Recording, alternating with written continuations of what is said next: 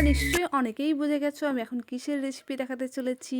আমার আগের ভিডিওতে অনেকে গেস করেও ফেলেছো। তো যারা বলেছিলে ধনেপাতার আচার তারা একদম ঠিক বলেছিলে, আমি এখন ধনেপাতার আচার বানানোই দেখাবো। জানি অনেকেই দেখেছো এখন, কারণ এই রেসিপিটা পুরো ট্রেন্ডিংয়ে চলছে।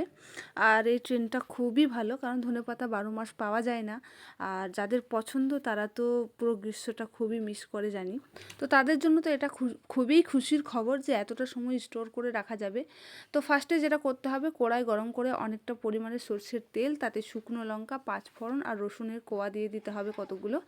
আর এখানে একটা তেঁতুলের পিউরি রেডি করে নিতে হবে, যেটা হচ্ছে তেঁতুল কিছুক্ষণ জলে ভিজিয়ে রেখেছিলাম। তো ভিজিয়ে রেখে তারপরে হাতে কচুটো সেটা তুলে ফেলে দিয়েছি, আর পিউরিটা রেখেছি। তাতে হলুদ, জিরে গুঁড়ো, নুন আর কাশ্মীরি লঙ্কা, আর ঝালের জন্য তোমরা লঙ্কা দিতে পারো, আমি দিইনি। সেটা খুব ভালো করে এখানে মিক্স করে নিলাম।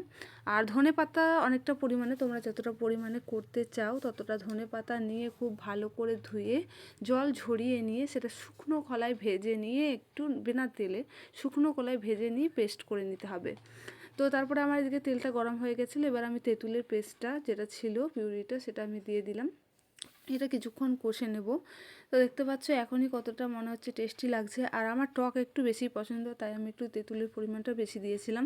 তোমরা যদি টক না পছন্দ করো তাহলে আর একটু কম পরিমাণে নিতে পারো। তো আমার মোটামুটি বেশ ভালো মতো কষানো হয়ে গেছে। এবার দিয়ে দেবো ধনেপাতা বাটাটা।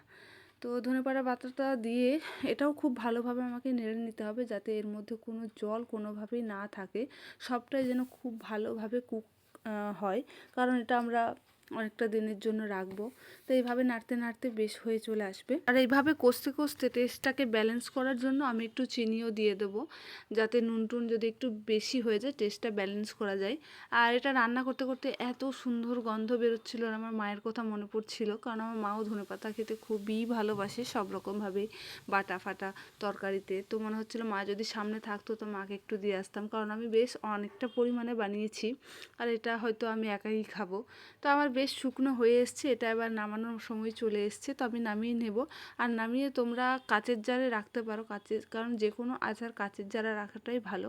কিন্তু আমার কাছে ছিল না বলে আমি প্লাস্টিকের জারেই রেখেছি। তো এই যে দেখো আমার ছোট্ট মতো কৌটোটাই আমি ঢেলে দিয়েছি, আমার মানে পরিমাণটা বেশ ভালো হয়েছে। যতটা আচার ছিল এই কৌটোটাই পুরোটাই ধরে গেছে। তো তারপর এবার আচার যতই তেলে ডুবে থাকে তত বেশি দিন টেকসই হয়, সেই জন্য আমি কাঁচা তেল কিন্তু এখানে দিলাম না।